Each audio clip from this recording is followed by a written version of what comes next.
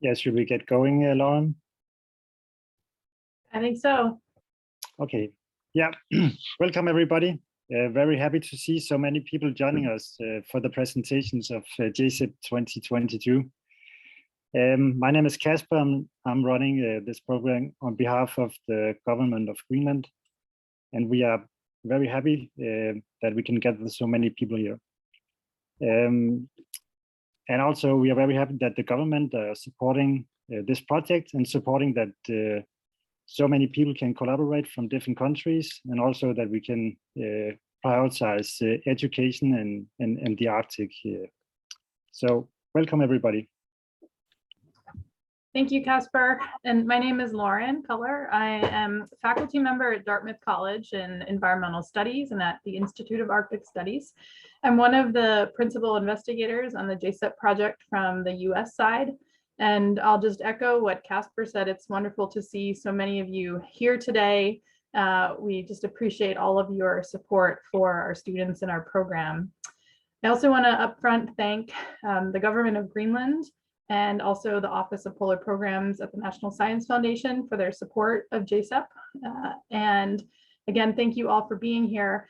We would love to know who our guests are today. So if you are a guest of JSEP and these presentations, please put your name and connection to JSEP in the chat.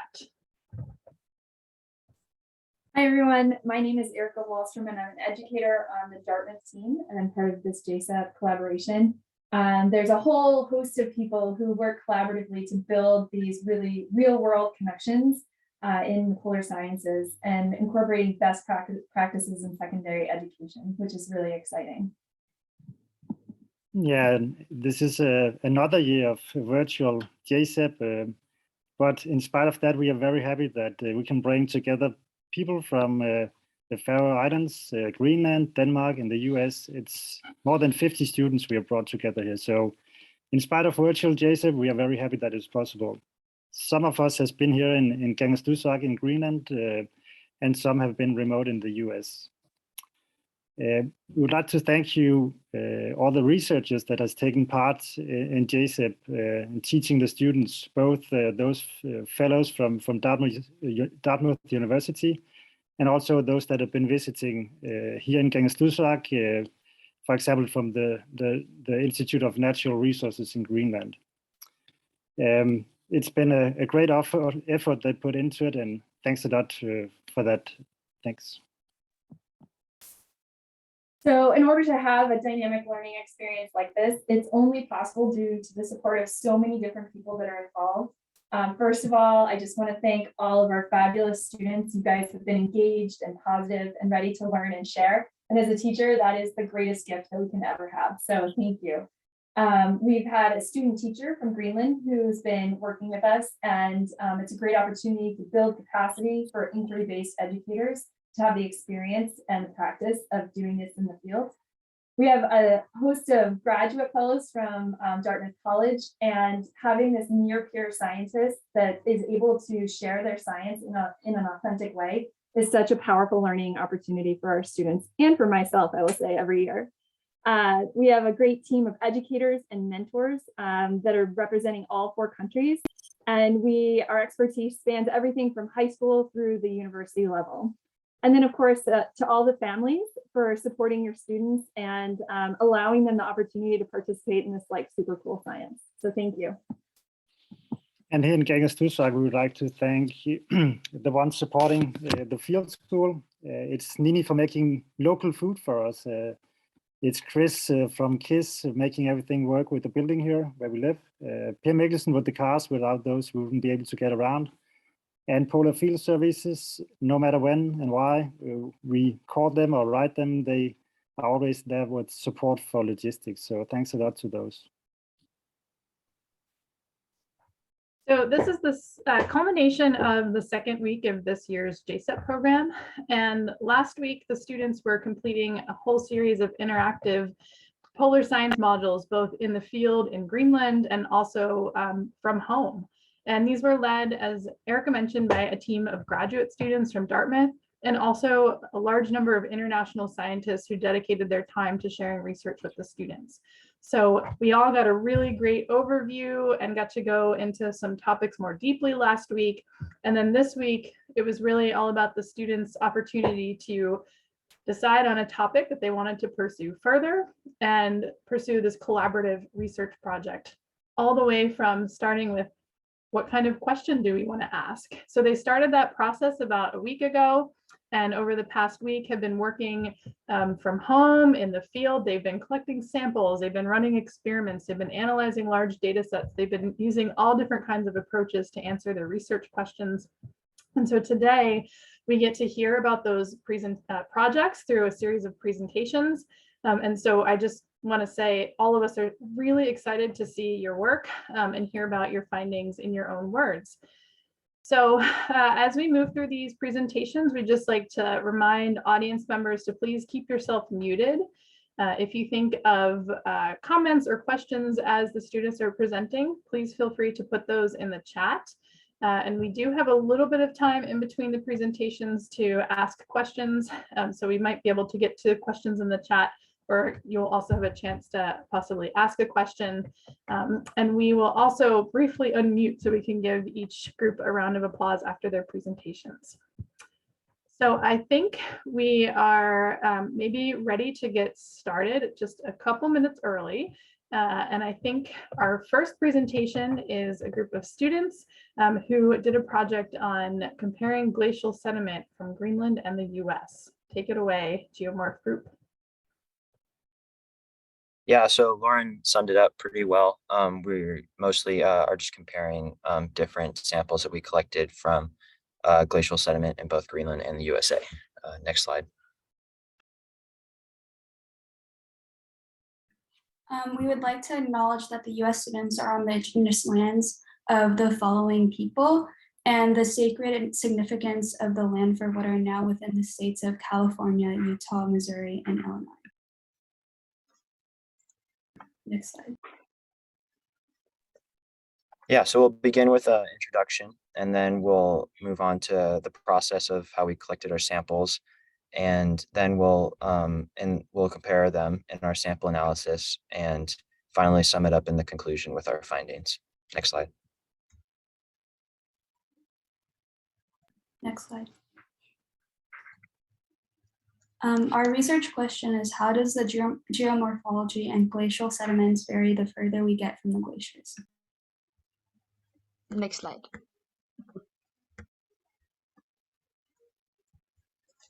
Yeah, yes. On the right side, we have striations lines.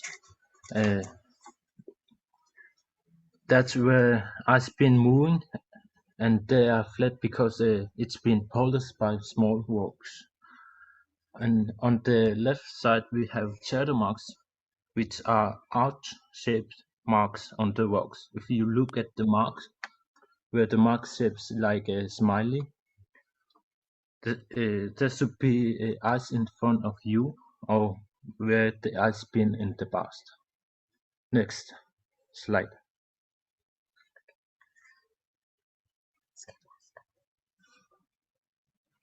Next slide. Definition of a moraine is rocks and material left behind by a glacier, and definition of matrix are small sediment that lie between the large rocks. Next slide. Yeah, so this is a map of our different measurements of both shadow marks and striations.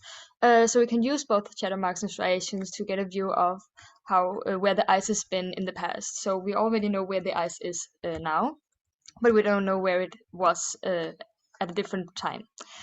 So if we see the red arrows, the circles close to the red arrows, they all point in the same direction as the arrows. So we think that yeah, these measurements has come from the red glacier down in the right corner. So next, just click once. Yes, yeah.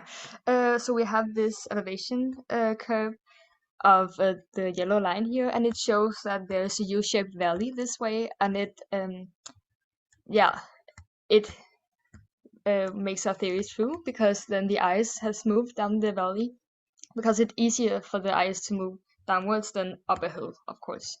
Yeah, and we think that the pink arrows, they move more south, so they could come from the pink dotted glacier. And these two glaciers had at one point got together and made one glacier that moved down to the orange arrow. So if you click once again. Yes, and one more time. Yeah, you'll see that there's also a U-shaped valley on this glacier. So these two valleys, glaciers have met at one point. Yeah, next slide. And next slide. Yeah, so this is our different measurements on the west coast of Greenland. So we either took a sample of the soil here, or we measured the chatter marks and striations. Next slide. Our third member, Morgan, she made this map depicting the different locations that the students were at and also where we got our samples from. Next slide. And this is just a close-up image of the US and where we got our samples. Next slide. Next slide also.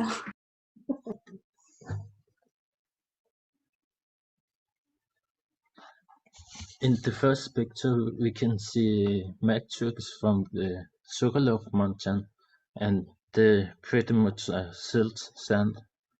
And next picture, it's from a Kelly Valley and Russell Glacier, which has edgier walks because these walks haven't been transported as much as others. Yeah, so if you look at the bottom, we see two samples from Long Lake, and we both have a microscope picture as well as a picture of where we took the sample.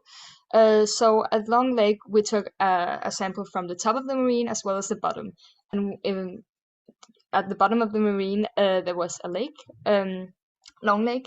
So that's why there isn't a lot of silt, small sediments, in this sample, compared to the Long Lake top of the marine, where there's a lot of small sediments called silt. So that's the difference between these two, that the water has removed all the silt from the Long Lake bottom sample. The 0.660 matrix is the same as Long Lake. The matrix near the water don't have silt, while the matrix on the marine have silt. Next slide. So where I collected my sample was in Mineral Fork in Big Cottonwood Canyon, just a little bit east of Salt Lake City, Utah.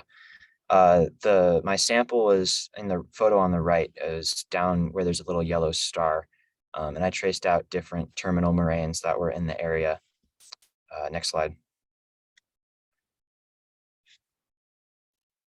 And this is an elevation profile of that canyon. It's perfect U-shape, characteristic of glacial activity. Next slide. And there's been research on this area done in the past. This is a model done by some people at the University of Utah and some other universities, showing the extent to which there were glaciers at the last glacial maximum. And I drew a little circle in the area where I was, and you can see has some glacial activity, but not as much as some other areas, or virtually at all compared to Greenland. Next slide.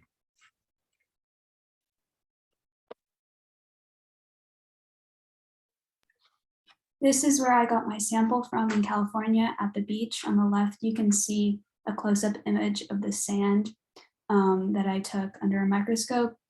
And you can see that the sand is very small and has jagged shapes, which is due to the ocean. Next slide.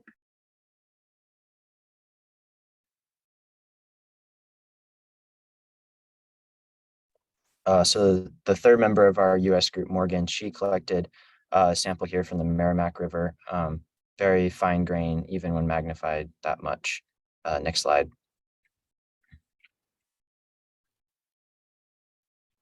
Similarly, she also collected some from the Mississippi, which also has very, very fine grain sand next to the water.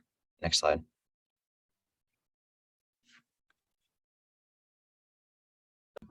Yeah, next slide.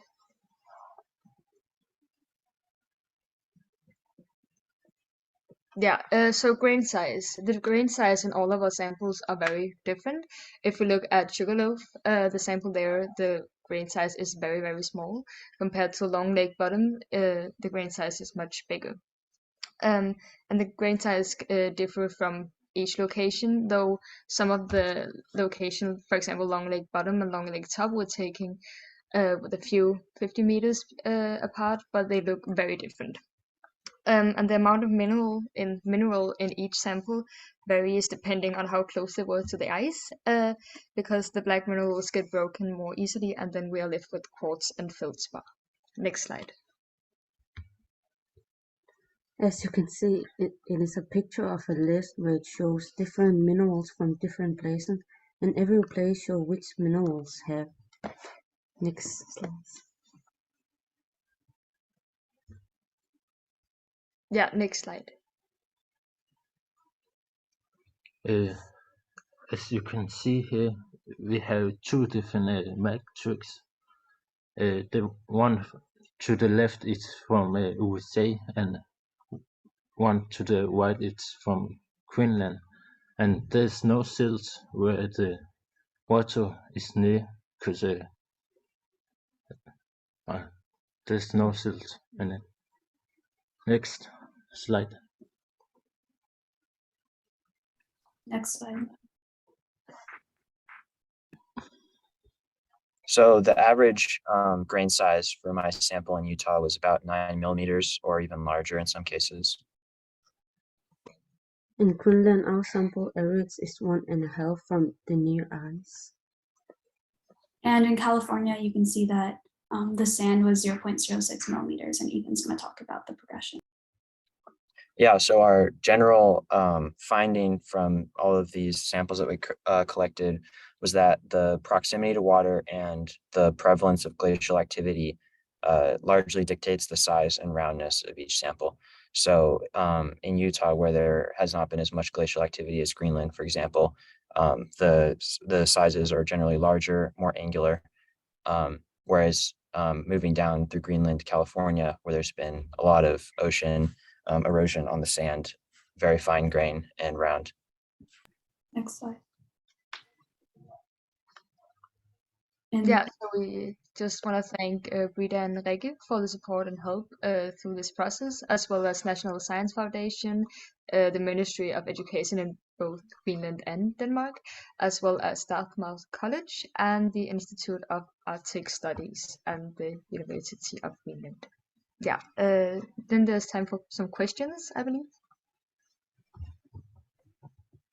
Yes, we do have time for a question. So if you have a question for this group, please feel free to raise your Zoom hand or put it in the chat.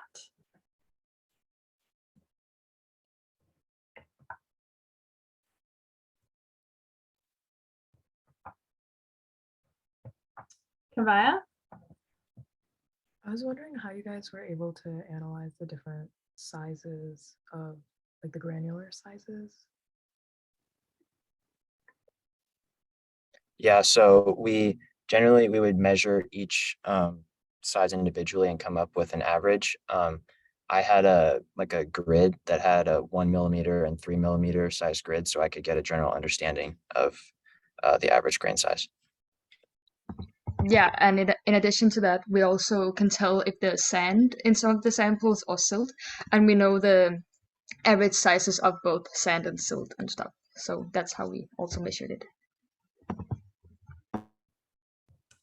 All right, so maybe we can quickly unmute ourselves and give Team Geomorph a round of applause. Great job, everyone.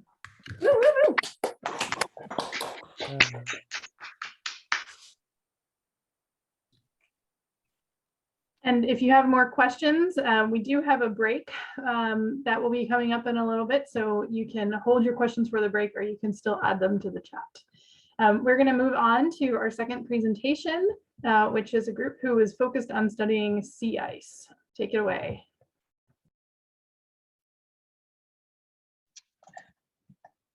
All right, so nobody really likes icebergs. However, as the sea ice group, we have found inspiration in relating iceberg calving to ice melange instability. And as a team, we have conducted experiments and collected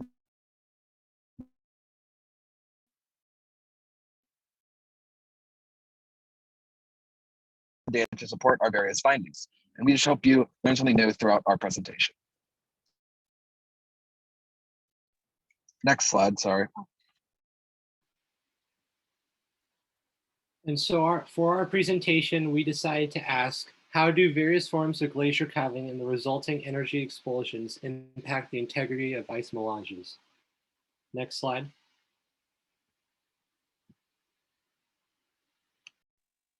For some background information, we realize that you may be wondering what iceberg calving actually is. It's the mechanical collapse of ice from the. This proves to be very important in glacial areas and how it affects melanges. But you're probably wondering, what even are ice melanges? An ice melange is a mixture of sea ice, icebergs, broken glacier ice, and is formed below glaciers near fjords. They are vital to our experiment and prove to have major impacts on Arctic environments. But more looking into what makes them important, the buttressing force that we will talk about throughout our presentation creates a cork in the bottle effect by preventing them from calving as easily. This limits calving and affects the surrounding ecosystems, as we'll touch upon later. Additionally, an increase in calving will lead to more melting ice and an increased sea level rise. This will be detrimental to coastal areas around the world, and we'll also continue to explain these throughout. Next slide.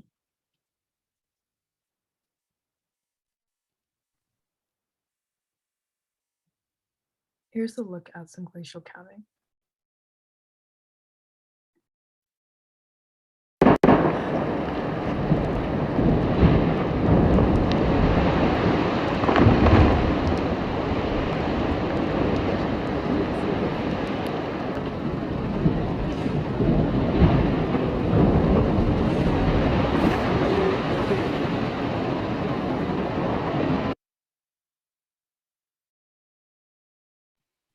Next slide.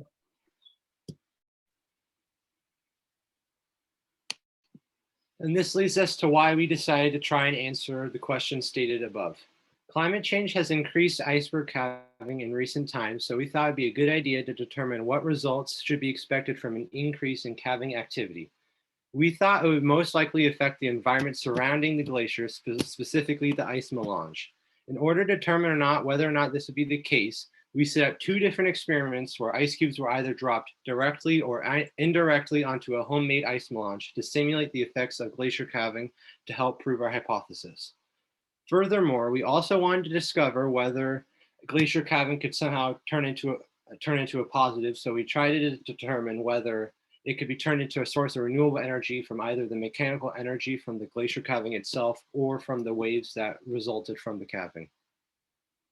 Next slide. So for our first experiment, it tested how the height of the fall and iceberg volumes affected the integrity of the ice melange. In order to conduct this experiment, we first had to make an ice melange model at home. We did this by putting a bunch of ice cubes in a tub of water, since an ice melange, like we said, is a mixture of sea ice and icebergs. And we put the melange like on near the V shape of the tub, and then the left side was what we call the open ocean portion of the tub.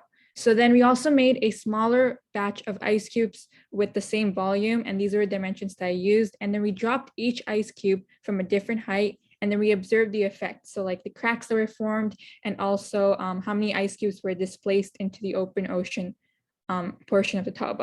And then for the second scenario, to see how the volumes affect it, we made ice cubes with different ice cube volumes, and then we dropped each ice cube from the same height, which is 15 centimeters. And once again, we observed the effects. Next slide.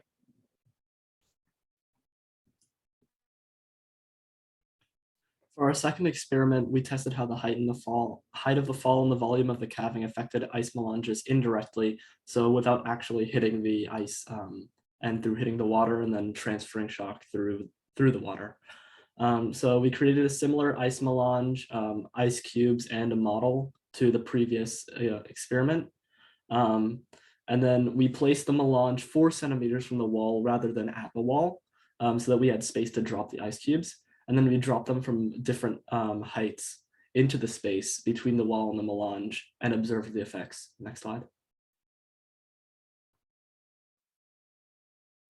So the results of experiment 2 showed that it's a little bit less, the melange moves a little bit less through being indirectly affected by the calving ice. But as the height of the drop increases and the mass of the calving iceberg increases, more of the ice cubes in the melange were displaced. So Experiment 1 also followed the same trend. As the height increased, the more ice cubes were displaced into the open ocean. Next slide. We wanted to look at a similar experimental situation, but scaled up to use data that was comparable to the volume and height of an actual iceberg. So using equations from research papers, we compared 4 different factors. 2 factors that affected the energy expulsion from different calving events. So that was the height of the fall and the volume of the iceberg that was calved. And then 2 factors that affected the buttressing force of the melange. And those were the ice melange thickness at the calving front and the ice melange thickness at the embayment exit.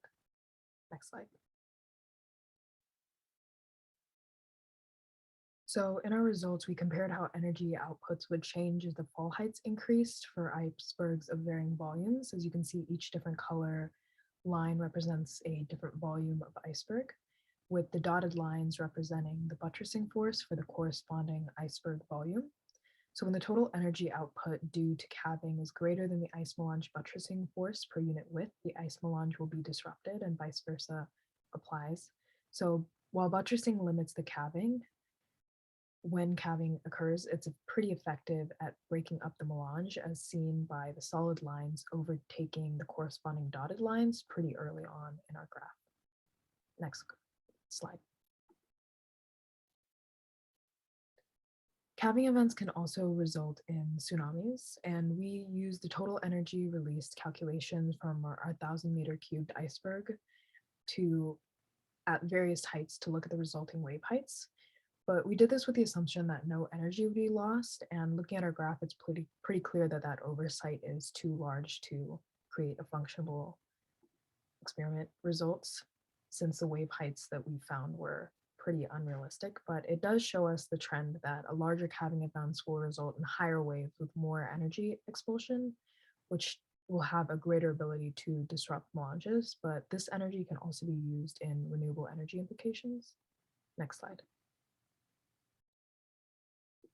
We looked at 3 main sorts of renewable energy, the first of which was electroactive polymers, which convert kinetic energy to electricity as they're stretched or relaxed. So we thought that this could be useful on the actual calving fronts as the ice breaks and the shapes are changing and they're stretching and relaxing. As we said previously, waves can result from calving events. And though our calculations were flawed, they have been measured to be up to 50 meters tall, which releases large amounts of energy, and that energy from those tsunamis can be used and harvested with existing technology. An example of existing technology would be Regina, which is renewable energy generated by the impacts of natural and accidental disasters, which were created to be used in harsh climatic events. So hopefully they can be transferred to use in the Arctic soon. Next slide. Lastly, we just wanted to say thank you to a couple of different people. First, to our mentor Joel for his guidance and helping us understand a complex topic, and willing to support us as we made things more complicated at times. And to Erica as well, for keeping us afloat, keeping everything organized, and guiding our research overall, and to the entire JSEP family altogether for giving us the opportunity to learn more about these topics and meet incredible people. So thank you everyone for listening. Thank you. I think we have maybe a minute for questions. If anyone has a question for this group, again, please feel free to raise your Zoom hand or put it in the chat.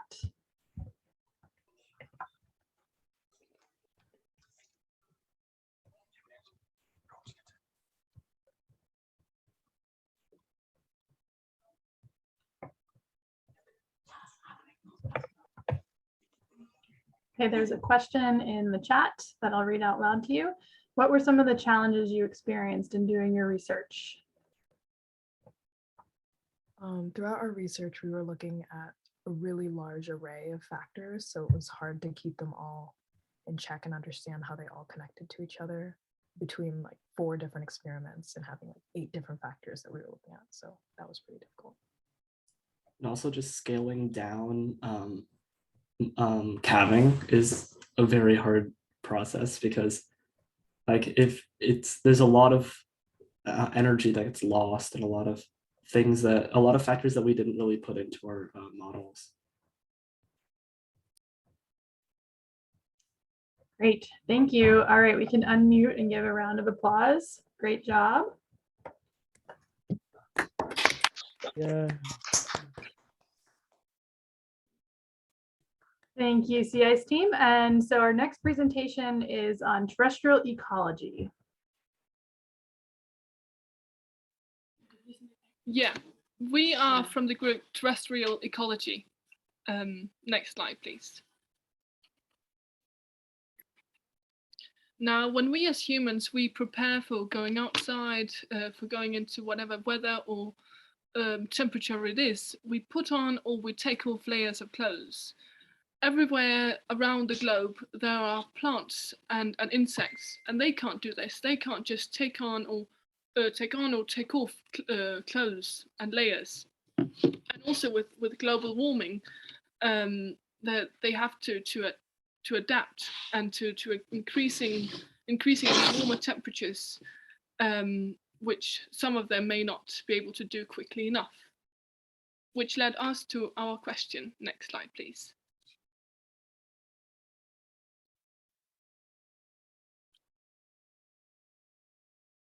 Yeah, so all these questions led to our main question, which is how does temperature/less climate impact the biodiversity of a region and the adaptation strategies that species use to survive? Next slide, please. The American team analyzed the minimum temperature in our locations, Boston, New York, and Washington, D.C., to see if we could find a temperature gradient. Boston is at 42.4 degrees north latitude, New York is at 40.7 degrees north latitude, and Washington, D.C. is at 38.9 degrees north latitude. We found that Washington, D.C. had higher temperatures relative to New York and Boston, and New York had a higher temperature relative to Boston. In addition, we found that temperature increased at a similar rate in all 3 locations.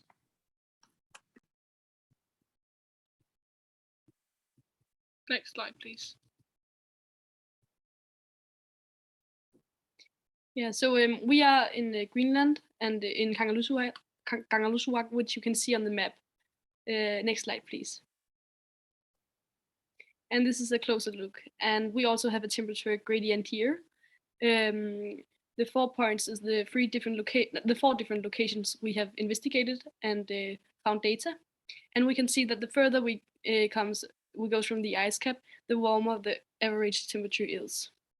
And in this area, the average annual minimum temperature is around -6 degrees Celsius. Next slide, please.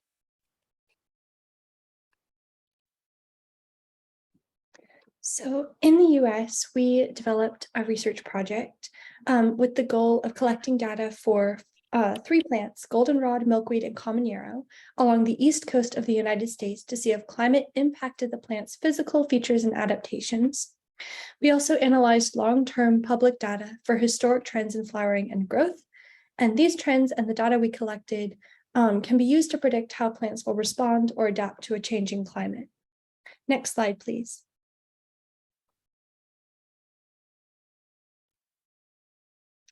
All right, so the first plant we did was milkweed. We found that the height of the milkweed might be more dependent on the soil and nutrients as opposed to climate, but the leaf density actually decreased the further north in latitude you got. We also found that flowering was probably also climate dependent and happens earlier in the year, the warmer it is. The graph on the bottom right shows historic data of flowering times in our 3 locations. So you can see that with global warming, flowering times for milkweed have gotten earlier in the year, which can impact different insect species and pollinator species. Next slide, please. Takeaways for goldenrod. Plant height is greater in colder locations. In colder locations, goldenrod plants have more leaves per centimeter of height. These results were unexpected, as we thought that plants in colder locations would be shorter and have fewer leaves per centimeter of height. Next, please.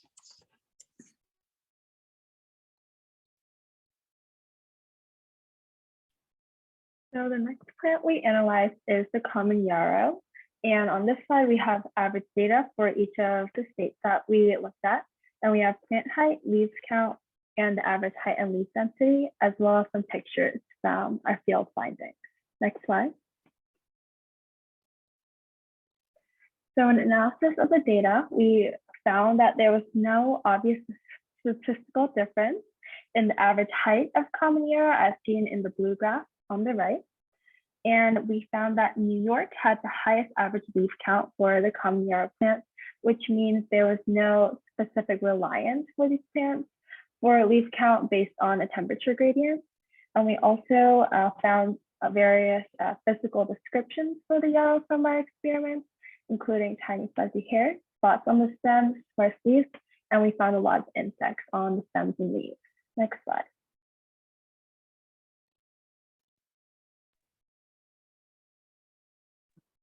We were going to do a 4th species of plant, horseweed, but it could only be found in Massachusetts, which means that it is more of a cold-loving plant, probably with a smaller range.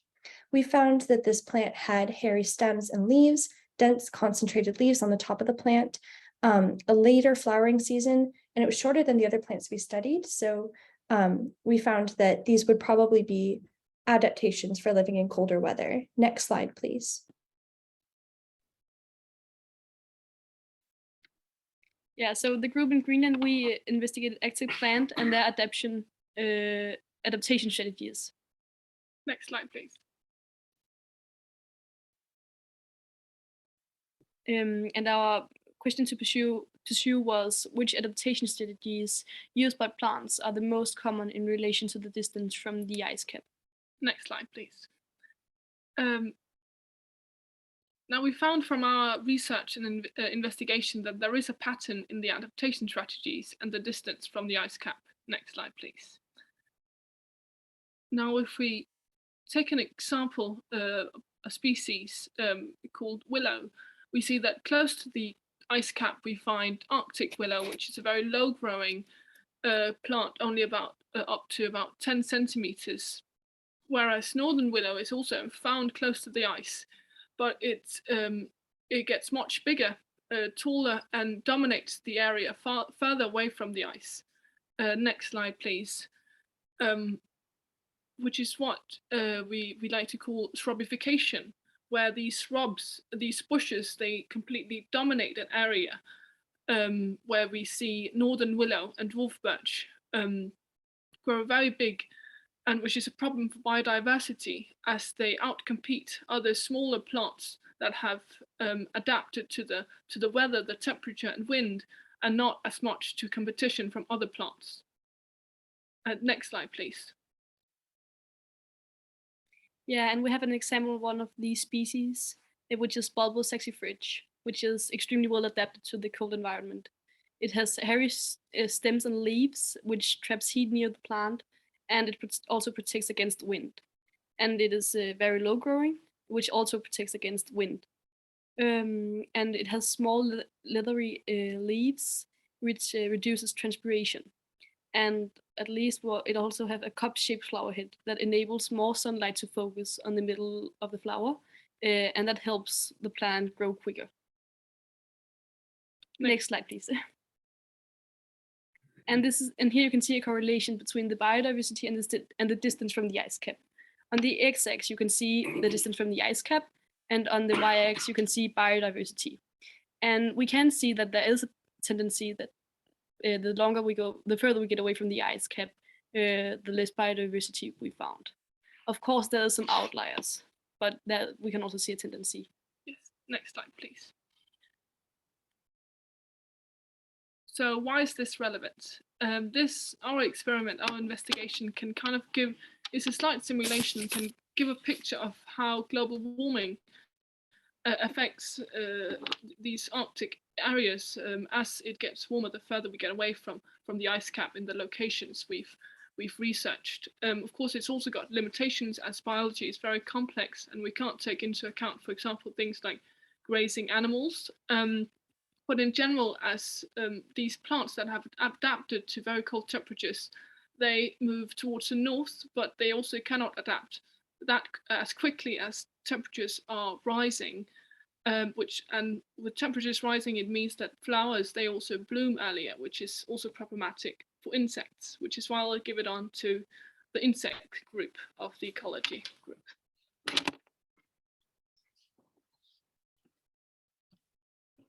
Yeah, next slide. Yeah, thank you. Our question to pursue was, how does the distance from the ice sheet affect the variation of species of arthropods? Next slide, please.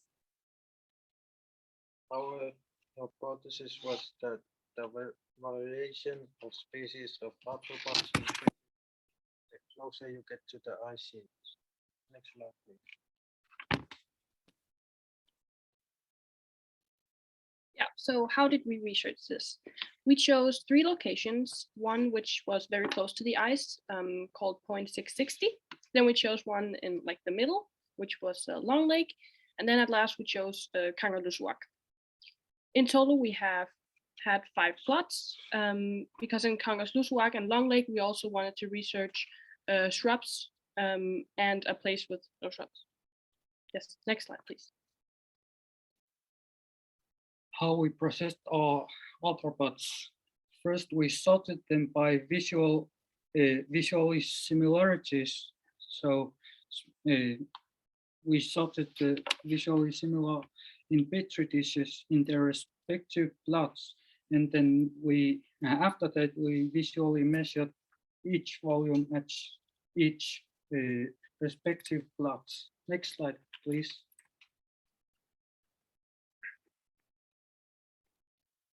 Yes, so we found that the species of different arthropods or groups of different arthropods increases as the distance from the ice sheet increases. Yes, next slide, please. We also found that the wolf spider mainly dominated the location close to the ice sheet, while the crab spider dominated the locations further away from the ice sheet. And we also noticed that there were almost no mosquitoes near the ice sheet, while there was an abundance of them further away from the ice sheet. Next slide, please. Yes, we had some errors in our experiment.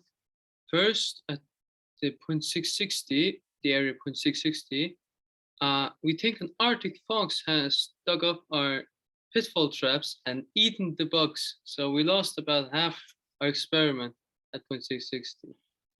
Also, in cold environments, arthropods have a tendency to stick to a certain area, not move too much. Next slide, please. Our conclusion is that there is more biodiversity and larger volume of arthropods further away from the ice sheet, which means our hypothesis is wrong. Also, the arthropods could be more active in warmer areas, for example, in this case, the Kangerlussuaq. Therefore, more insects will fall into the traps. Next slide, please.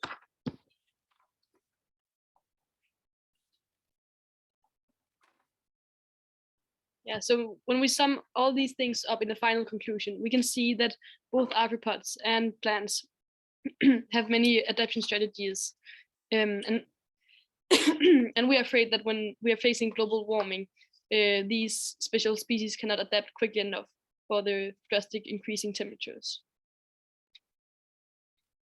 Yeah, that was it.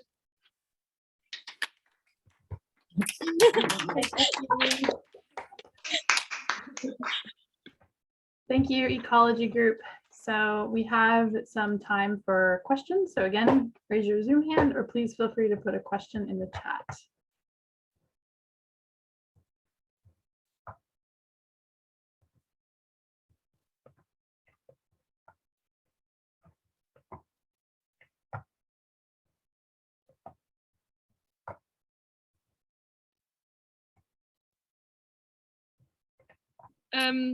Certainly for the plant group here in Greenland, we observed quite an interesting plant called hairy lousewort, which was, as the name suggests, very, very hairy and, you know, very good, very well adapted to the cold temperatures up here. And it looks cute too. Yeah, it looks very cute.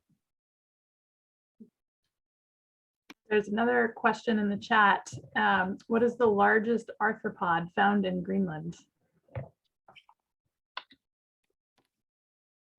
The largest we found in our experiments was hoverflies. They are actually quite large, either them or spiders.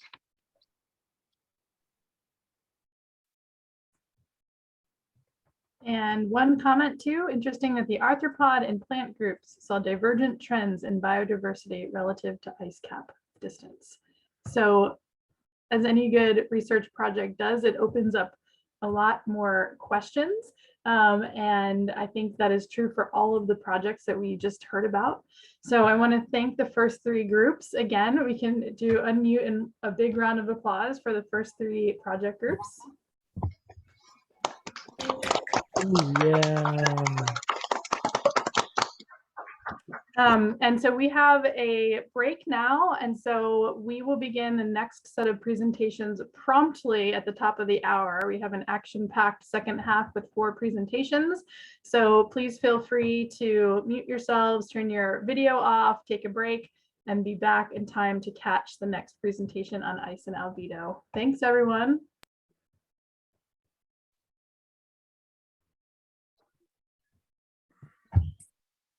I was just looking for the American. Yeah, we should be right there. Yeah. All right, so welcome back. We have 4 more JSEP presentations, and our next group is a group who was looking at albedo and the Greenland ice sheet. Turn it over to you. Yes, welcome. We are the ice group, and we are working with ice in the field and at home in different states in the United States.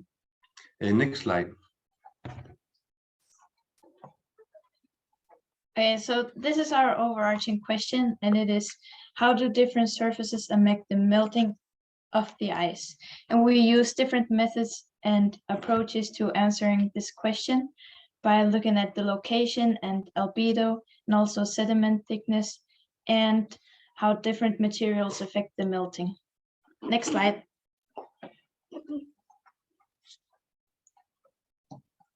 Yeah, and our motivation for this project is that we're fascinated about the impure and pure ice experiment, and some of us have visited Greenland as tourists before and wanted to learn more about the ice melt.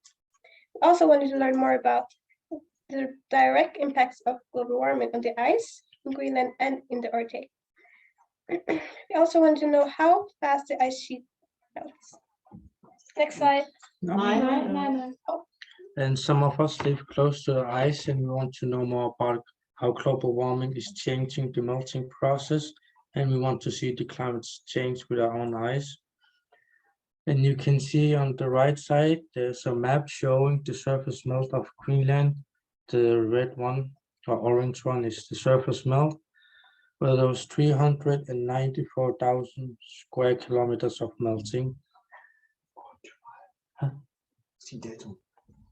On July 6th, so 2 days ago. If you can press one more time. You can see the green dot where we conducted our area in. This next slide.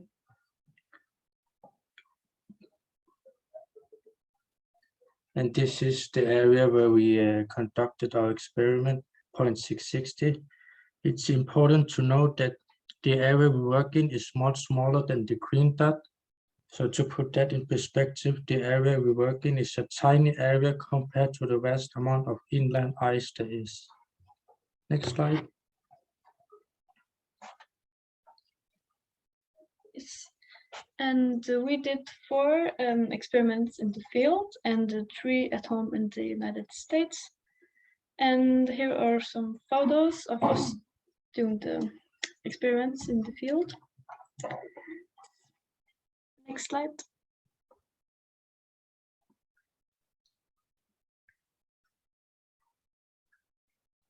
Next slide.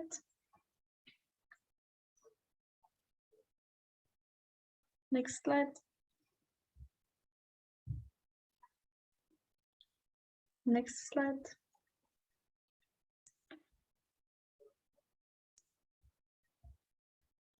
Next slide.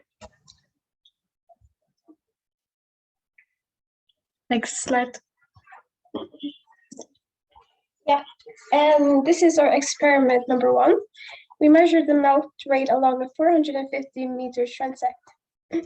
We had 4 points, one at 0 meters, one at 150, 300 meters, and 450 meters. We placed temperature loggers on stick number 1, 3, and 4. Next slide, please. And these are our results from the transect experiment. As you can see them in the bottom right corner, we have made a linear regression. Our hypothesis was that the melt rate would decrease the further we moved from the moraine, and our 3 last sticks had the tendency which we expected it to, but the first one didn't. It melted almost as little as the last transect stick, and we don't know why that is, but it would be interesting to look into it further if we have the means to do so. Next slide. And this is our experiment 2, where we made 2 squares that were both 4 square meters, 1 wide and 1 dark. We placed 5 sticks and 1 temperature logger in the middle. Next slide. Okay, so this is our data from experiment number 2, and we found out that darker surfaces melt faster than white or light surfaces. And we have data for after 24 hours and the last 48 hours, and also after 72 hours. And if we take a look at the dark square, we can see that the melting of the dark square equals that we can fill almost 3 bathtub plus a little bit more. And if we take the liters of melt from the white square and make it into fuel, we can drive from LA to Miami and then to Kansas City. And we also have some data from our temperature loggers, where the blue line is the white square and the black line is the darker square. And there might have been an error with the darker square because it is much lower than the white square. But the white one is correct because it aligns quite well with the first transect stick. Next slide. Then we have the third experiment, which was the insulation of the ice with sediments. So the way that we did this experiment is that we put holes in the ice and put bamboo sticks in the holes, and then we covered it with sediments and different thickness of sediments. Yes, next slide, please. So here's the results of the ice melt through different layers of sediment thickness. And we put 8 different layers of layer thickness. And as you can see, the one with 25 centimeters of sediment is a little bit, there's an error, and that's because the sediments collapsed. If you click one more time, here you can see that the sediments had collapsed when they came back, so that it like opened up, so sunlight could come through and melt it more. And if you click one more time, so we decided to use the data from the last 28 hours, so that we eliminated like the error. Yes, next slide, please. And from the data, we have made a graph where you have this pink line. And if you are below the pink line, you are decreased ice melt compared to just ice. And if you are above the pink line, you have an increased ice melt. And we have made a graph using the first 24 hours, the full 72 hours, and the last 48 hours.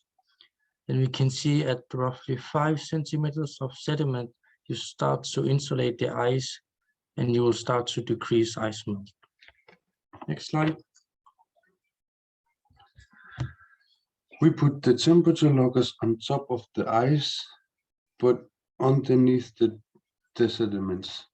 So this is our result from our temperature loggers.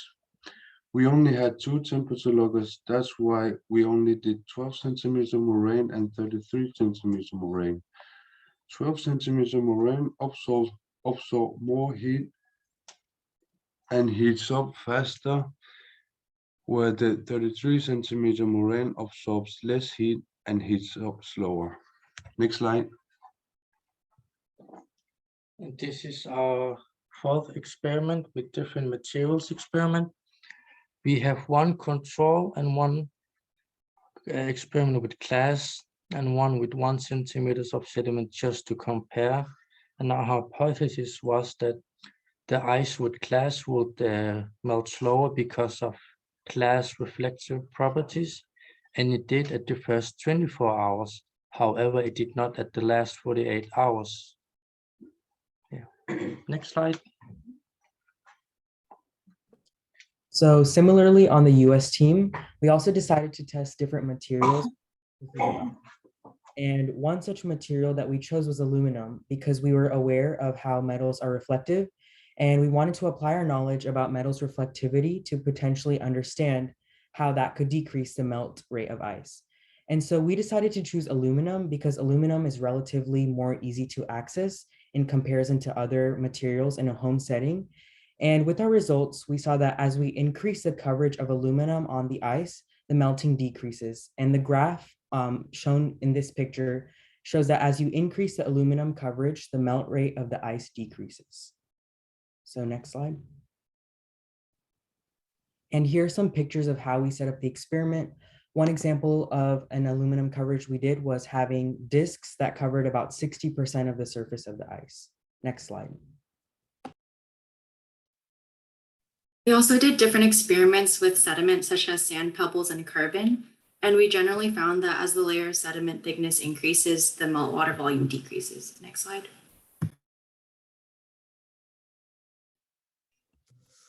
So here's some of the results that we found through both the field and lab experiments. To help organize the results, we decided to answer a few questions that relates to our overarching question and experimental method. One of the questions that we wanted to answer was how do varying colors of materials affect the melting of ice? And for our field results, we found that darker surfaces melt faster because they absorb more heat. The albedo was around 5 times higher in white squares than in dark ones, and the dark ice is mostly found at the edges, and the further you move from the moraine, the slower the ice melts. This result was very similar to our lab results, which found that darker colors absorbed more heat due to their lower heat capacity and reflectivity, and thus melted more. Another question that we wanted to ask was how can placing durable materials like aluminum and glass affect the melting of ice? In the field, we found that we cannot say for sure whether glass slows the melting process down since our data is unreliable. It slowed down melting in the first 24 hours, but not in the last 48 hours. This is very similar to our lab results in which we found that the more aluminum that covered the ice, the less that the ice melted. And we thought that this was due to the reflective properties of the aluminum. Our final question that we decided to test was how different levels of thickness in sediments could change the melting rate of ice. As shown earlier on a graph, the Greenland team found in the field that sediments with a thickness under 5 centimeters would actually increase the rate of ice melt, but sediments over 5 centimeters would decrease the rate. And while we didn't find this same exact point of like 5 centimeters in the lab experiments, we did also notice that thinner layers of sediment would increase the ice melt while thicker ones would decrease it. Next slide. So we wanted to take the experimental data we gathered and apply it to the real world. So one of the questions that we answered was, how can we apply these results to the impacts of global warming in Greenland? So with our experimental data, we do not intend on covering Greenland's ice sheet with aluminum, sand, soil, and other covers of different materials. However, we can use the information that we gathered by understanding the insulating effect to gain understanding of how the ice sheet behaves, as well as understanding some reflective properties of different metals. And additionally, the Greenland team has discovered that they have found that the edge of the ice is much more complicated. And as a group, all of us have gained the foundation of knowledge that we can use in the future to gain a better understanding of Greenland's ice sheet and nature in general. We also wanted to ask, how can these results spread awareness to the world? And through JSEP and our project in general, we have learned that the ice is melting really fast. And we thought that we can become advocates for Greenland, the inland ice, and the climate, and talk about reduction of CO2 emissions in our respective communities. And we, the youth, can help bring the discussion of climate change into focus in our society.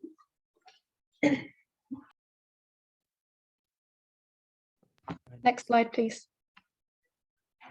So thank you for listening, and special thanks to Ayo, Erica, Gudri, Ian, Lauren, and Lars, and the Government of Greenland, University of Greenland, Dartmouth College, National Science Foundation, Undervisningsministeriet, and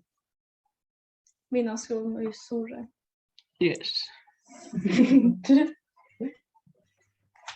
Oh, thank you so much. Let's unmute and give a round of applause.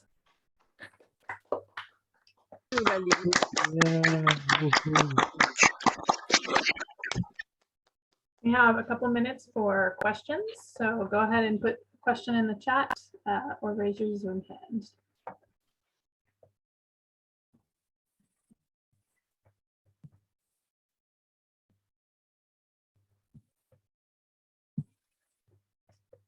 Kavya? Do you guys think that the glass beads idea would actually help? Because there's the organization that's using that or trying to use that to reduce climate change, right? Do you think that would be an effective solution? Did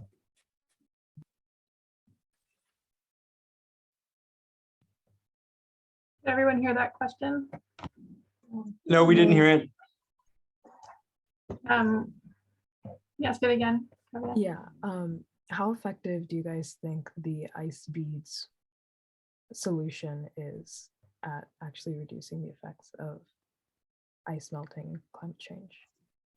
Do the ice beads? Well, we talked about it actually in our discussion, and yeah, and we think that perhaps it's effective on smaller alpine glaciers. We wouldn't know, but in the inland ice, it would just be unrealistic to cover it all in glass beads. Yeah. All right, thanks for the question, and thanks again to the ICE albedo group. We're going to stay on the topic of water and now hear from a group who looked at water resources in Greenland. Hi, we're the water group, and today we'll be covering water in the Greenland ecosystem. So first, some info about Greenland and its water. Next slide, please. Firstly, Greenland is located in the North Atlantic Ocean, and it's the world's largest island. Greenland is made up majorly of ice. So in fact, the ice sheet covers more than 83% of the surface. The temperatures in Nuuk, the capital of Greenland, also vary between -9 and 7 degrees Celsius. The economy is also heavily reliant upon water, mainly for shrimp farming to sustain the economy. Climate change is continuing to have drastic effects on Greenland and its people, its water availability and quality. In fact, enough ice is melted on one day to cover Florida with 2 inches of water. These statistics make it crucial for us to further study water in Greenland and ways to protect its quality and availability. Next slide. Our research question for the project is how might changes in the temperature impact the quality and availability of Greenland's freshwater resources? The first perspective we have is the biophysical perspective, where we predicted that there would be an overall increase in air temperature across a majority of the tested regions in Greenland, and that there is a positive relationship between air and water temperature. For the socio-ecological perspective, we predict that the Greenlandic way of life will be significantly impacted by changes in water temperature as the Greenlandic people heavily rely on water resources. Next slide. The research methods for the biophysical perspective consisted of a quantitative analysis of air and water temperature datasets from different regions across Greenland using R and Python. For the socio-ecological perspective, we engaged in a discussion with 3 Greenlandic JSEP students, asking them questions related to their water use, and we used the information that they provided for us to help aid in creating a survey to send out to a wider audience of Greenlanders. We created a survey that pulled information related to how the Greenlandic people value and rely on water resources, as well as how are they responding to changes in these resources. And we received responses from 11 current and former JSEP students. We first examined our research question from the biophysical perspective, and our guiding question was, is there a relationship between air and water temperatures? Next slide, please. Here, I used R and added on to some of Amelia's code to analyze trends in Greenland air temperatures from the climate data. I created 2 sets of charts, one for minimum temperatures and one for maximum temperatures in the 8 towns over time. Each chart has an equation for the line of best fit that starts with y equals, and a positive x coefficient indicates a positive relationship between air temperatures and time. In these charts, we observe a fairly consistent trend of increasing maximum and minimum temperatures over time, although there are a few towns that do not follow this trend, which could be attributed to outliers in the data or the time period when the data was recorded. Next slide, please. The main takeaway from the charts is that there's a clear positive trend in the air temperatures across Greenland, with a few exceptions. The highest rate of increase for the minimum temperatures is 0.059 degrees Celsius per year, and the highest rate of increase for the maximum temperatures is 0.029 degrees Celsius per year. Although these values may seem insignificant, it is important to remember that the Arctic is already the fastest warming region in the world, and positive feedback loops will continue to exacerbate this issue. This increase in temperatures will have an impact on water availability by melting glaciers, decreasing seasonal rates of precipitation, increasing evapotranspiration, and drying lakes and rivers existing in permafrost grounds. Next slide, please. The next graph shows temperature changes from 2005 to 2010 in Itokatormi, Greenland. I'm so sorry if I mispronounced that.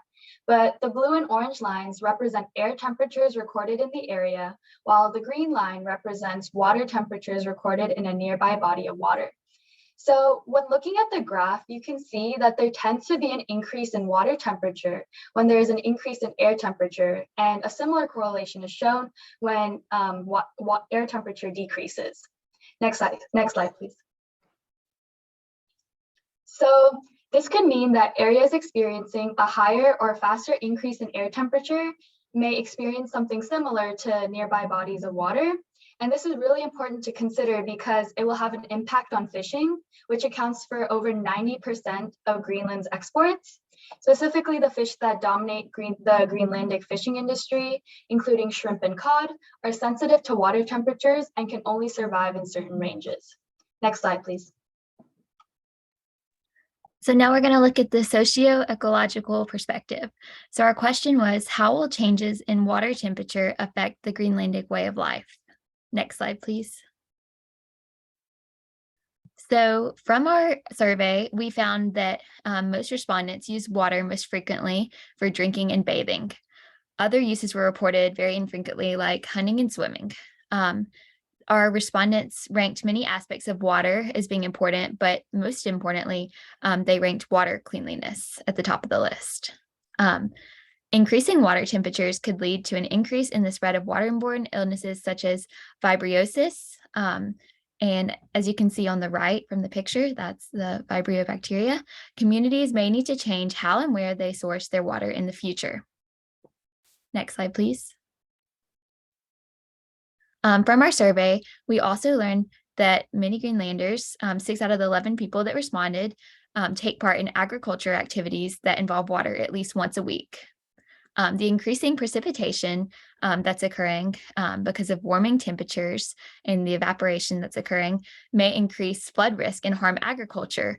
But respondents also shared hope for potential opportunities due to increased rainfall because plants that weren't previously able to survive in the Greenlandic climate might be able to because of more water. 10 out of 11 people are shown to use water for transportation, whether through the water on boat or over the ice in Greenland at least once a year. The changing air and water temperatures can affect the reliability of sea ice for transportation. Next slide, please. In our survey, we asked the Greenlandic JSEP participants questions like, what specifically are you concerned about regarding future changes to Greenland's water resources? And what policies, if any, would you be interested in seeing the Greenlandic government implement to protect and preserve water quality? Next slide, please. A lot of people responded with their concerns, which include less frozen lakes and fjords in the future, which would negatively affect hunting, an increase in the number of bacteria in the water, shorter periods of time each year when residents have access to sea ice, and changes in the local wildlife as animals and plants are forced to adapt to warming temperatures. Possible solutions to these issues were also given in the survey. These include further restrictions on transportation, like snowmobiles crossing water sources, and increasing taxes on forms of transportation that require the burning of fossil fuels. Next slide. So just to wrap up what we just talked about, climate change and the warming of ocean and air temperatures is causing significant changes that threaten the preservation of the Greenlandic way of life. So like we were talking about, the increase in bacteria can pose a threat to human health, and it will likely cause increased medical expenses and payments for water purification to avoid illness. The flooding that occurs because of the increased evaporation and precipitation will pose a threat to infrastructure and alters agricultural growth in that sector of industry.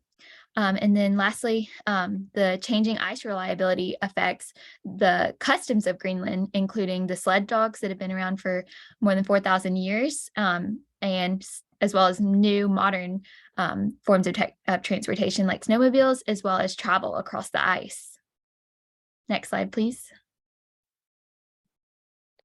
In conclusion, we attempted to analyze how changes in the temperature will impact and are impacting water quality and availability in Greenland.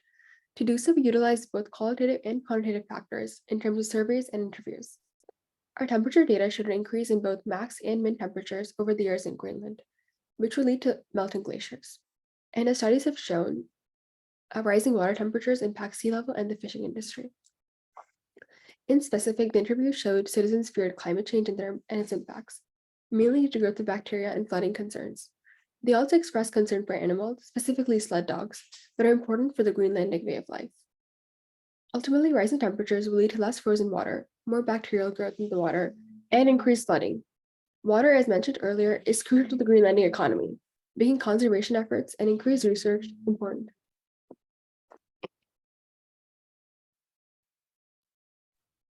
Thank you all so much for listening, and a special thanks to the Greenlandic students who took part in our discussion, and Lauren, Jonathan, Mishla, and Amelia. Thank you. All right, you can unmute and give a round of applause to the water group. Thank you. Yeah. Great job, team. And so as we're moving on to the next presentation, we have a minute or two for questions. So if you have questions for this group, please put them in the chat or raise your hands.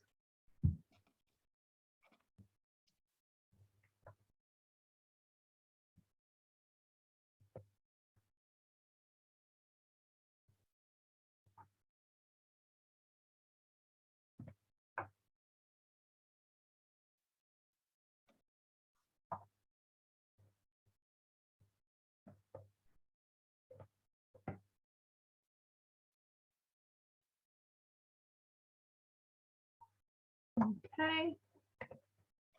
I think for the sake of time, we are going to move to the next presentation. So our next group is a group looking at food and natural resources.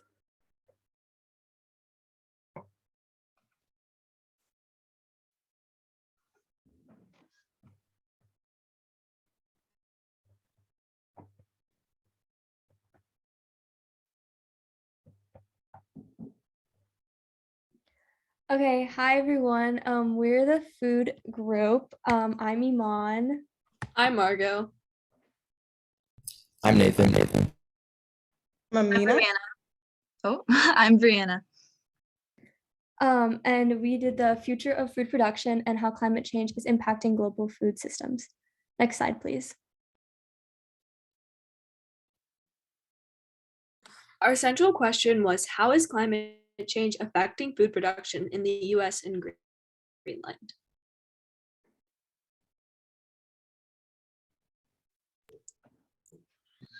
Next slide, please. So why is our question important?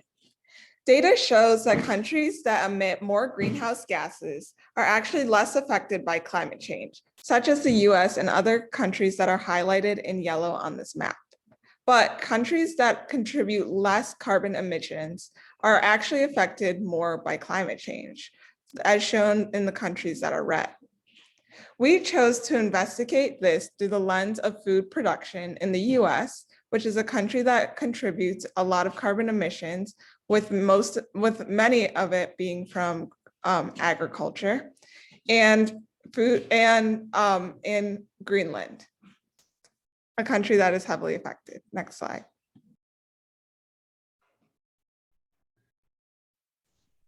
Secondary sources based off our prior research show that it is evident that climate change is affecting the US and Greenland's food systems. Next slide.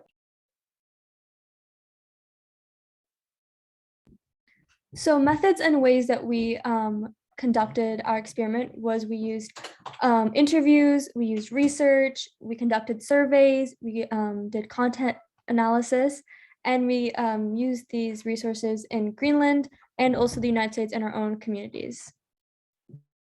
Next slide, please.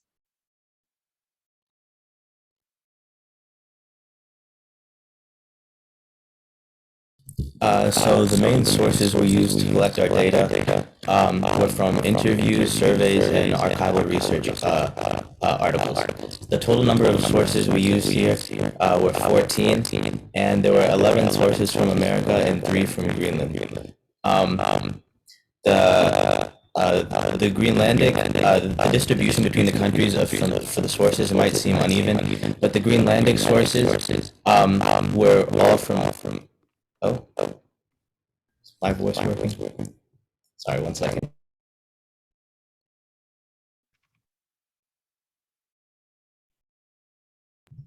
Is my voice working better now? Yes, Nathan. Oh, okay. I'll just restart the slide then quickly. Okay, so we had 14 total main sources that we used, 11 from America and 3 from Greenland. And the distribution of sources between the countries might seem uneven, but the Greenlandic sources were all from experts that we interviewed within the respective fields. We interviewed a Greenlandic hunter, a Greenlandic food systems expert, and a Greenlandic fishery expert that all gave us very detailed and informative information. And for the other 2 interviews, we interviewed an ecologist and a crab fisherman from America. We also sent surveys to various farmers from America to give us information from very diverse locations across the country. So we had a good diversity of information, location, and sources. Next slide, please.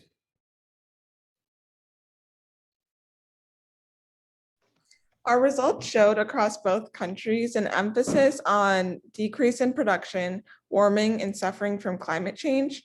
This information is pretty consistent with our prior research and secondary sources. Next slide.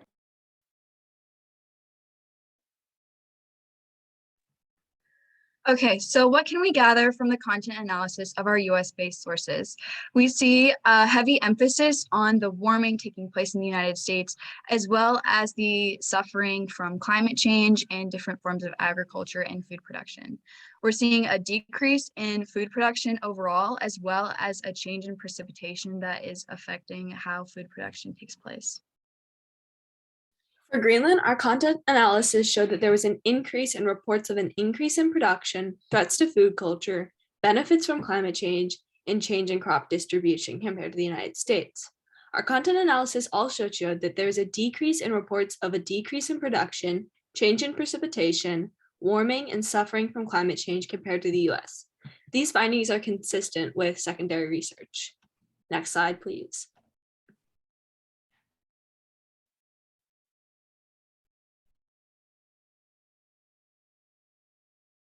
So now we're going to move on to our key findings from our data. Next slide, please.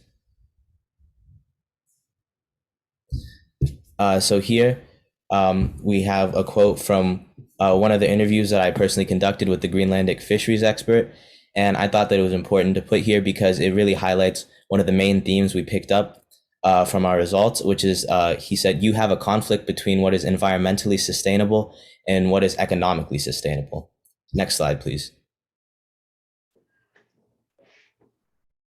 So when we're comparing the information that we got from the sources in the United States and Greenland, most notably, we're seeing a lot of mentions of changing precipitation patterns in the United States, as well as the changing impacts that climate change is having. We're seeing that many respondents pointed out that climate warming is concerning in terms of the pests that are expanding beyond their normal range and the issues that come along with that in food storage. We also see that in some areas, food production is increasing because of more warmer climates. And in Greenland, some fishing practices are benefiting, but on the other hand, some are suffering. The climate change is making lots of fisheries and other industries unpredictable just with the variation in climate, but you're also seeing a hope for increase in land-based food production, and that's coming from more moderate temperatures that is going to make it better for plants and livestock to grow. Also, there's an increase in hunting production, and that's coming with Arctic geared animals being less protected because Greenland is shifting away from an Arctic climate. Next slide, please.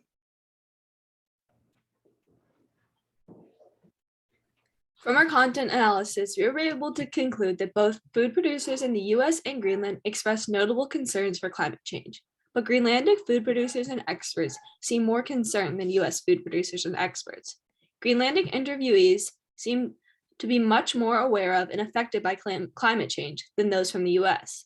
Several interviewees reflected that climate change may contribute to an increase in food production in the short term, offering economic prosperity, but may have long-term negative consequences. Next slide, please.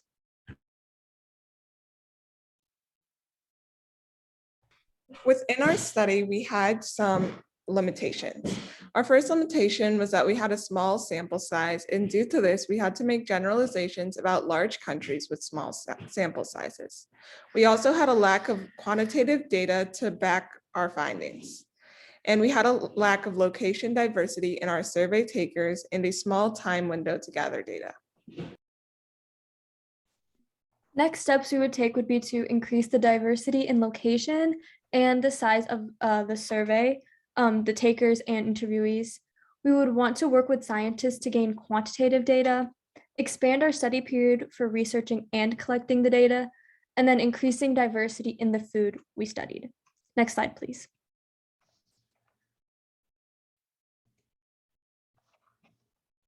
All right, we want to take a moment to thank JSEP and the National Science Foundation for making this all possible, Dartmouth College for their work organizing, and also everyone that responded to the survey that we sent out, as well as our interviewees.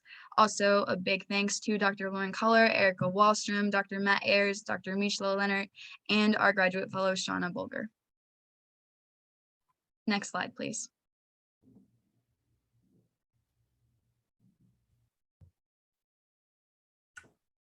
All right, thank you so much. Let's unmute and give a round of applause. Ooh, yeah. Ooh.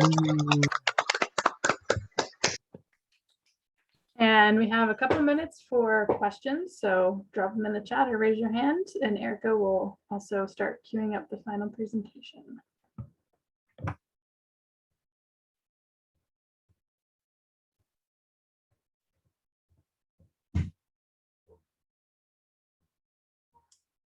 We have a question from Matt. Very interesting stuff. Why do you think the awareness of climate change is greater in Greenland than the US?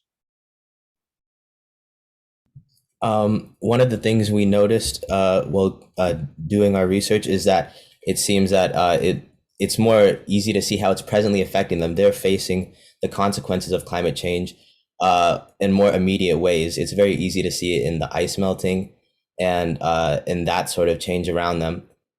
So yeah, that's what we noticed.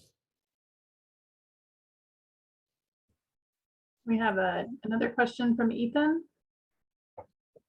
Yeah, I'm curious. I know a big source of emissions from agriculture comes from like fertilizers. Did any of your the farmers you talked to express like I don't know, any ideas or ways to get around that issue? Most of our sources from farmers in particular actually came from surveys, and we did not get a chance to ask that question, but I think that's a really interesting idea that we'll have to look into. And then one last question in the chat. How did you find interviewees? So for most of the people in Greenland we interviewed, we connected with Mishla, and then she helped us find sources to interview in Greenland, and Amina did most of the connections there. And then also Dr. Matt Ayers was, he offered his help for interviews. And then we also just reached out to some people locally to contact. And one more question we'll squeeze in the chat. Was there any idea of ways Greenlanders plan to adapt their farming or fishing practices in the face of climate change?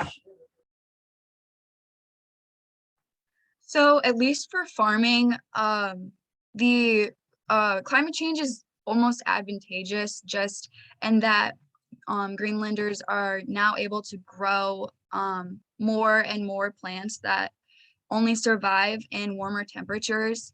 And in terms of fishing practices and hunting practices, I know the Greenland government works to balance out those populations by adding in different seasons in which hunting is available and restricting it in different times so that to reduce cases of overhunting and overfishing that could damage the ecosystem. With fishing, as like the water's warm, the fish move like farther north, so they just have to like adjust where they're fishing. All right, thank you so much, food group. And we're gonna start our final presentation of the afternoon from the energy group. Hi, we're the energy group and we're excited to share our work with you. Next slide. Our research question was how energy efficient and cost effective are renewable energy sources in Greenlandic communities compared to current sources of energy. Next slide. We decided to focus our research in Nuuk and in Qaanaaq. Nuuk is the capital of Greenland and Qaanaaq is a small town in northern Greenland. We decided to pick these two communities because of how different they are, so that we could analyze how these differences would affect which kind of renewable energy would be best suited for them. We also found from a study from 2019 that about 92% of Greenlanders believe that climate change is happening 60% are in favor of the government requiring greenhouse gas reductions in industry, and 75% are in favor of the government investing in clean energy technologies. Next slide. The three types of renewable energy that we looked into were solar, wind, and hydropower. And the current energy source that is used widely across Greenland is diesel. Next slide. So in Greenland, diesel is the primary energy source and its price is artificially lowered and standardized by the government. So this figure on the right shows that diesel in Greenland is a lot cheaper than diesel in Denmark. So that makes it a very cost-effective energy choice that's difficult to replace. Also, many parts of the economy in Greenland are very reliant on diesel energy, such as fishing and mining. And so the company Fit is a energy company that is owned by the government of Greenland, and it supplies most of the company with electricity, water, and heat. Next slide, please. Next slide. Oh, sorry. Okay, so specifically when we're looking at Nuuk, Fit has been trying to transition towards a more renewable energy efficient approach through hydropower. So hydropower has been used in Nuuk since around 1993, and there they have a hydropower plant that replaces a traditional diesel power plant. And so this replaces about 35 million liters of diesel every year. So as you can see from this graph, in 2018, around 83% of Greenland's primary energy supply came from oil. So Nuuk's energy decreasing. So unless that water level rises or the power plant expands, then Nuuk will need to transition to more diesel energy. Next slide, please. So the first form of renewable energy that we'll be looking at is solar energy. Next slide. There are many factors to consider when it comes to solar energy, such as location, temperature, shading, cost, efficiency, and area. Next slide. We can look at the efficiency, cost, and area by looking at the PV, also known as photovoltaic, modules. In order to increase efficiency, we'd like to increase the amount of solar energy converted to electricity. We want lower cost for each PV module to increase cost efficiency, and for area, we want greater area covered per kilowatt. As you can see, choosing polycrystalline is the best option. Next slide. Based on the power equation on the top left, we can see that maximizing solar energy efficiency means to maximize our power, which means that we also need a balance between current and voltage. When the temperature increases, we can see that the current increases, but the voltage decreases, and vice versa. For shading, we would prefer to have less shading in order to have the greatest solar efficiency. Next slide. For Nuuk, while it is warmer, it has less sunlight. For Qaanaaq, it is colder, but it has more sunlight. They do have two different energy needs. Since Nuuk has a greater population, they also use a lot more electricity.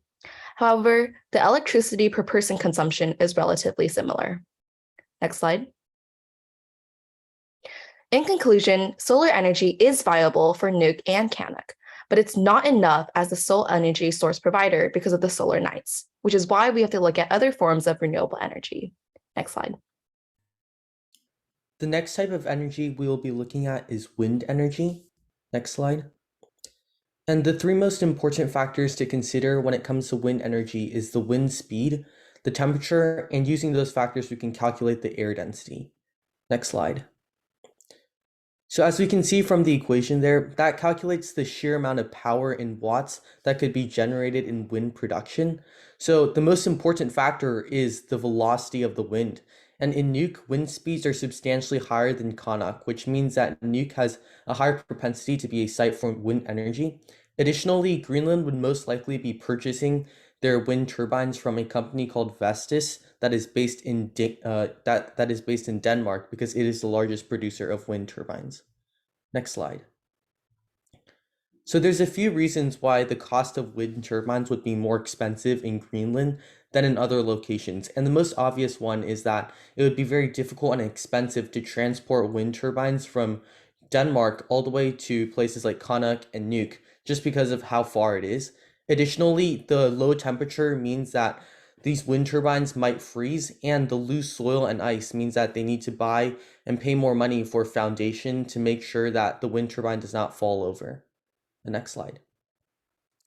So after calculating the entire cost as well as the amount of energy that could be produced from wind turbines, we concluded that it would be viable in Nuuk, but not in Connaught. And we can tell from the levelized cost of energy, it would cost around 67 cents for a single kilowatt of power in Nuuk, but it would cost $2.42 in Connaught. Next slide. So last but not least, we'll be examining hydropower, which is a major contributor to renewable energy in Greenland, which contributes up to 70% of renewable energy in Greenland. Next slide. So some of the factors that affects hydropower feasibility are hydrology, topography, and geology. Next slide. So we'll be first taking a look at the precipitation rate of both Nuuk and Connaught. As you can see here with the graphs, Nuuk clearly shows a much higher precipitation rate as compared to Connaught. Next slide. Additionally, we'll be looking at river discharge in both Nuuk and Connaught. In Nuuk, we see a maximum of river discharge around 2,000 meters cubed per second, but in Connaught, the maximum has been just around 4. Next slide. We'll also be examining the topography and geological features of both Nuuk and Connaught. And as you can see here with the graph on the right, we can see that Nuuk has a much steeper slope as compared to Connaught, which provides suitable locations for hydropower plants. Next slide. So with this, we'll be able to calculate the energy production for hydropower plant. As you can see here with the formula that shows you how you can calculate the power. We can learn that Nuuk will be able to produce a lot of power because of its suitable location and its large river discharge, while Connaught, it's inconsistent due to the fact that the rivers produces high and low discharge throughout the seasons. Next slide. So in conclusion, hydropower is suitable for areas such as Nuuk, but isn't so much for smaller towns such as Connaught due to environmental and funding issues. Next slide.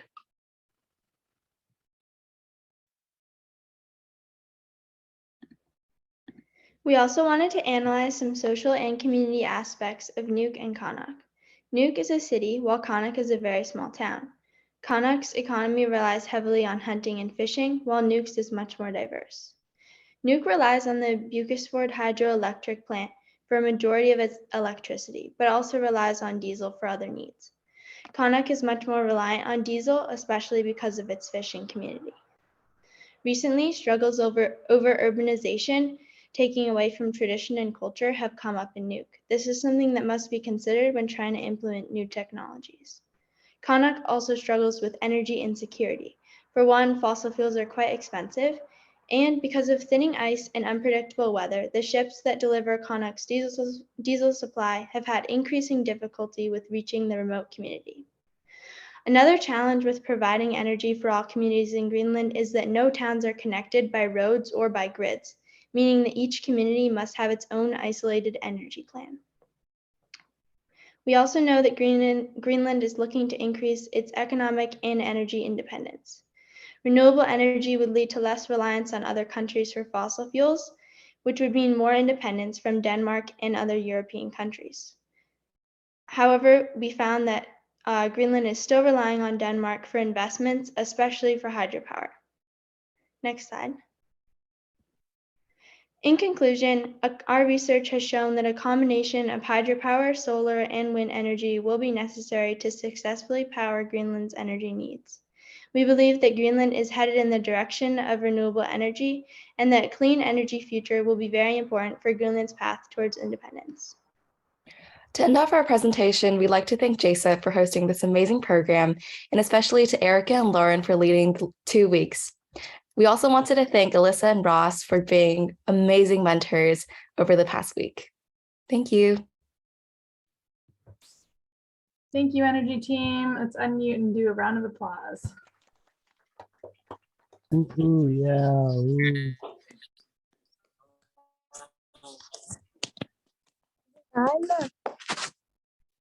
Thank you, Energy Team. So we have a couple minutes for questions. If anyone has a question for the Energy Group.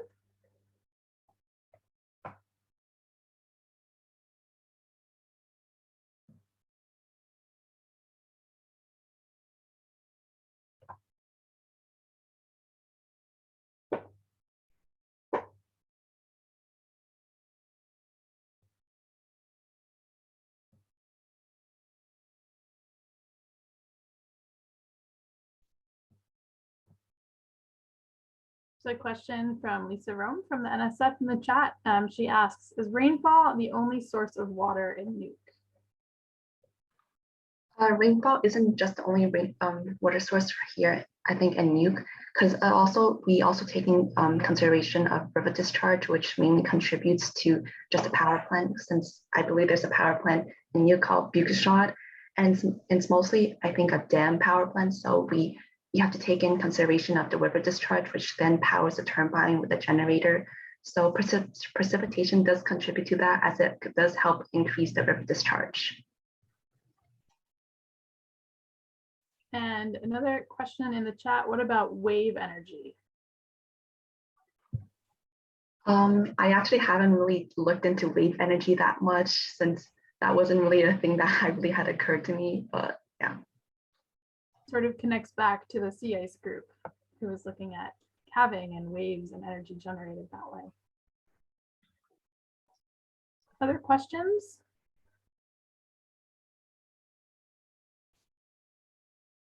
Well, I want to thank all of you for a really fabulous series of presentations. I know you all worked really hard over this past week to develop and complete a research project, and then we only gave you like 10 or 14 minutes to tell us about it, and it barely scratched the surface of all the work that you did in those 10 minutes. So you did a great job pulling out the main points and presenting your work to us. So I think we should do one last round of applause. So unmute yourselves, and good work, everyone. Yeah.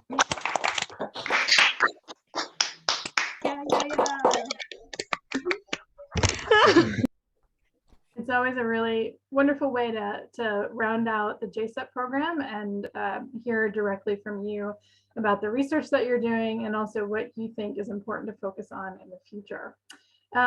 So we, Casper, did you want to say anything?